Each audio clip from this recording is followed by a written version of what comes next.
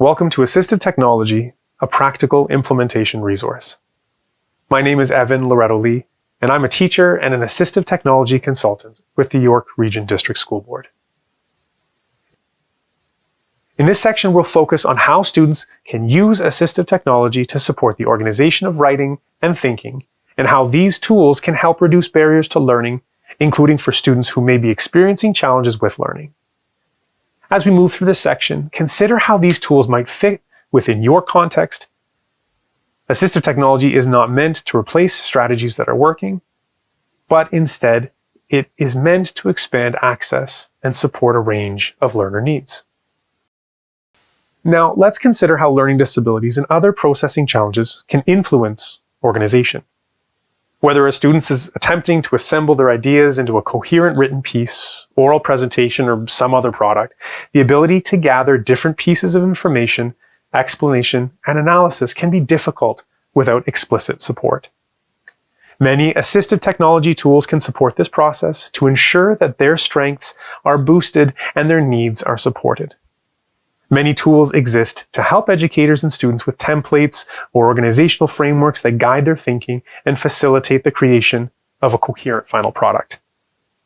In many cases, these strategies benefit from being pre-taught and intentionally integrated into classroom practice. So let's explore some of the common organizational tools available to support writing and thinking. Now, organization is an essential quality in students who successfully navigate learning environments.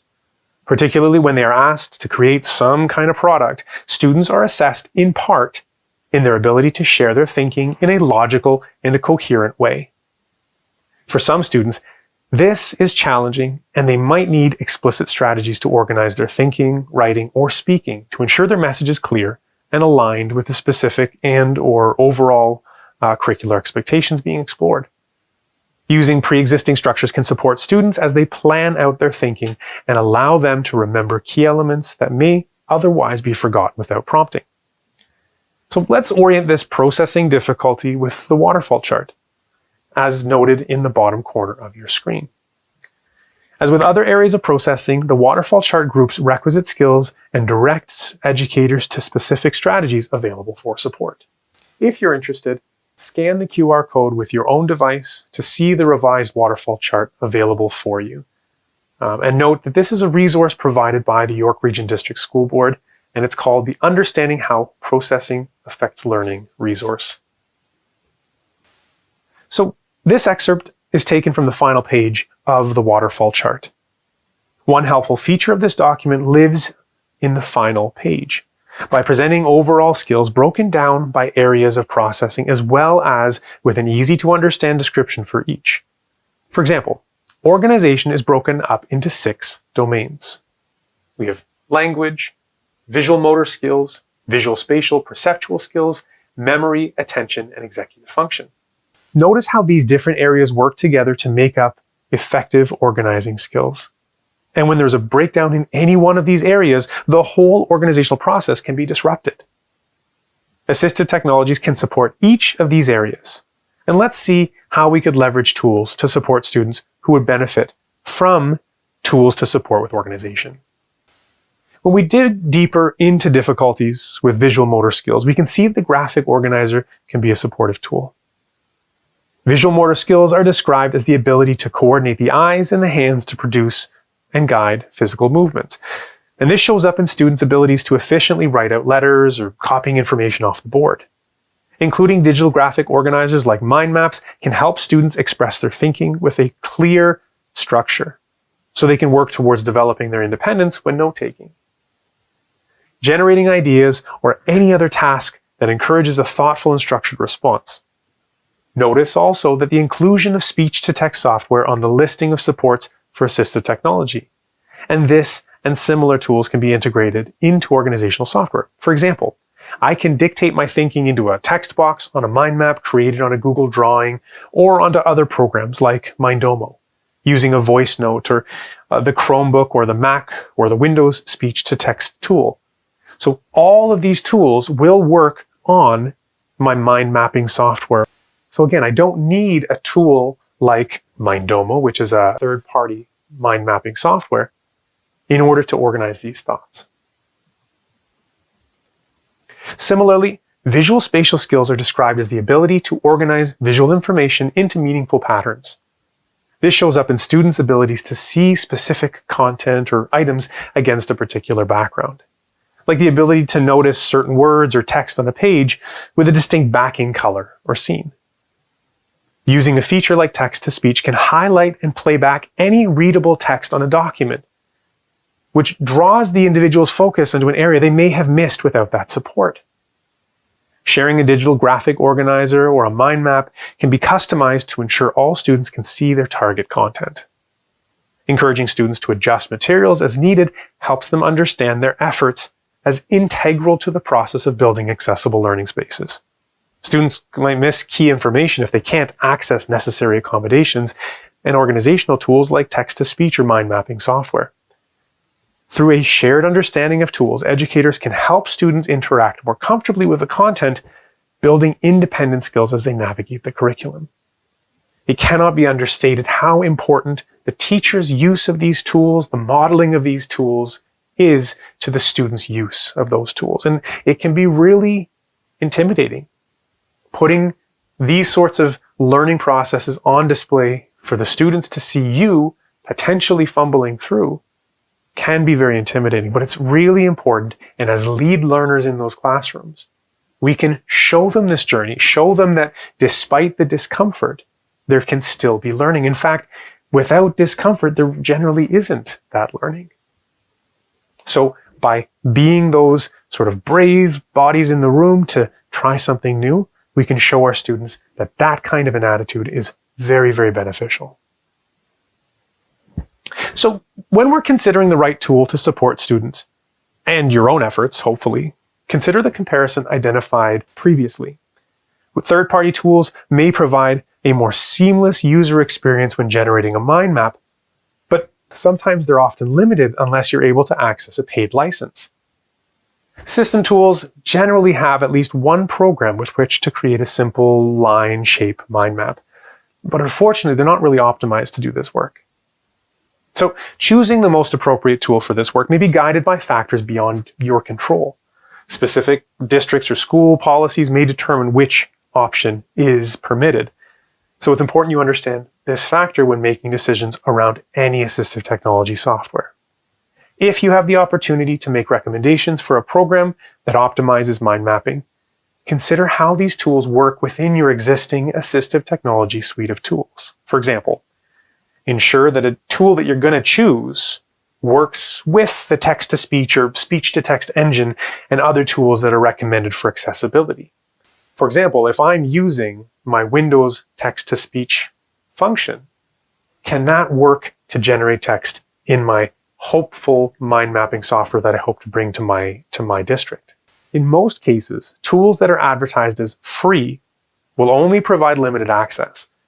Full access generally requires a paid subscription. Also, an important consideration is how the tool connects to learning management systems like Brightspace or Google Classroom. Many will connect educators directly with their learning management system to make posting classroom activities or assignments easier. But these are the sorts of things that we must consider when choosing a suitable tool. How do they work and play with the tools that we've already got working in our environment?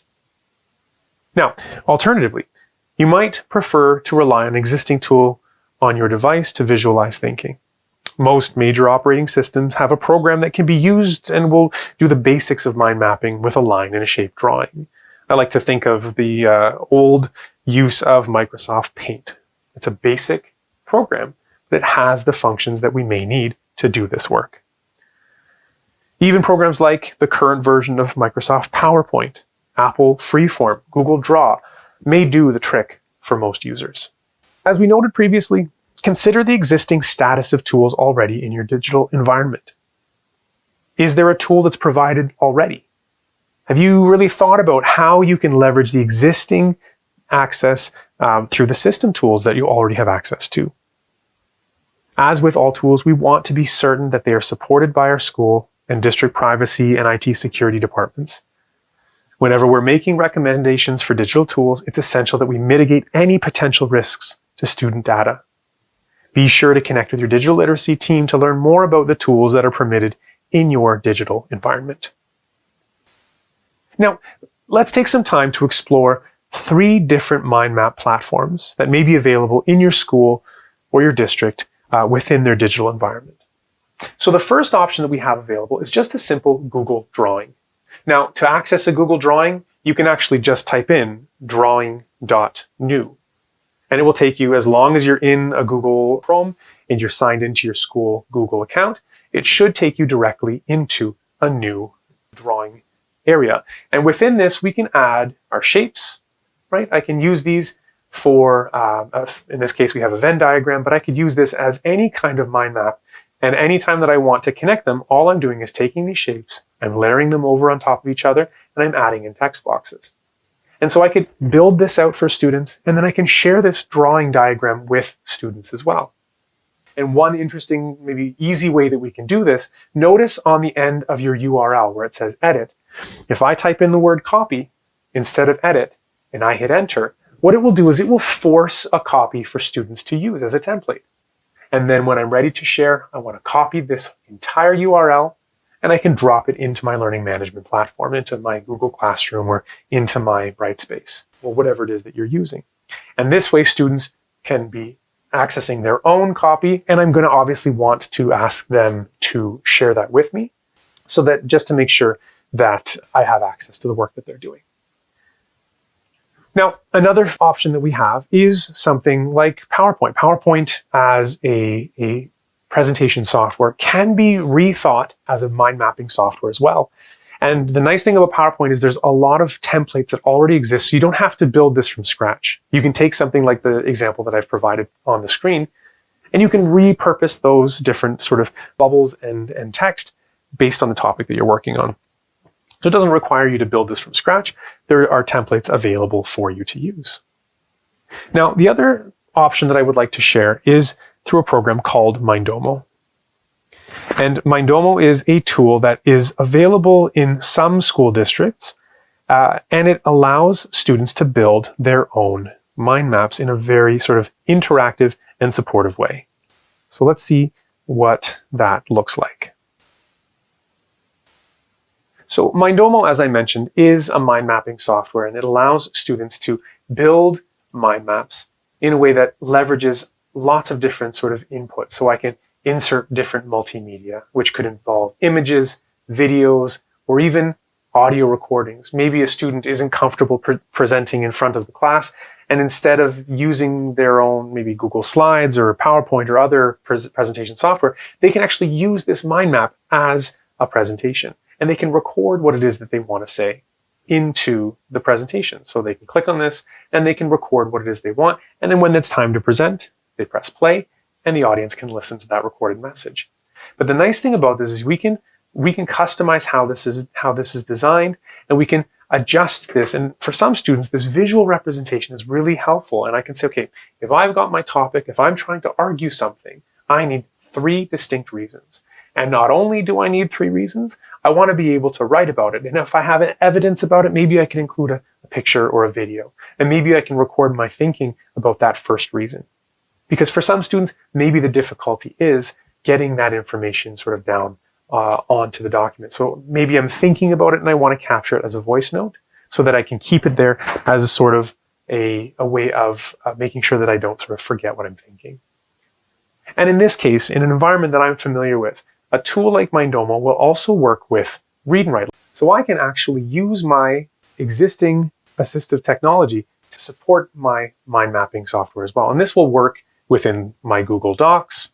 I will use this I could even use this in my Google Drawing. But if I want to turn it on, I click on the same place that I showed last time when I was in the document. I press the button and it pops up ready to go.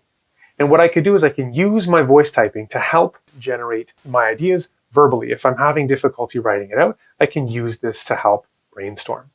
So I can go into my main reason and I can add some additional context. And so one of the nice features is I can type a note. So if I'm trying to sort of explain something, I can turn on my microphone and I can talk it out so that I can think about the different ways in which I can support this particular topic. And when I stop talking, it will drop it into the box. Okay, so I combine these tools and the different functionalities within them, and I can ensure that students can sort of mix and match as they need to. And whether it's through read and write, whether it's through the internal Windows speech typing device, I can use these tools to help gather that information. And as I mentioned, there are lots of mind mapping tools available, but some I find are a little bit more robust than others. So presented on the screen is a table that identifies the functional language, a description of the tool, and some examples. Note that these examples obviously are not an exhaustive list, nor are they necessarily an endorsement for their use, but make sure that you connect with your school or your school district to see if there are already tools recommended for use. You can also check out the link that's shared via the QR code in the bottom right-hand side of the screen, as this resource explores a range of assistive technology tools as they connect to the concept of universal design for learning.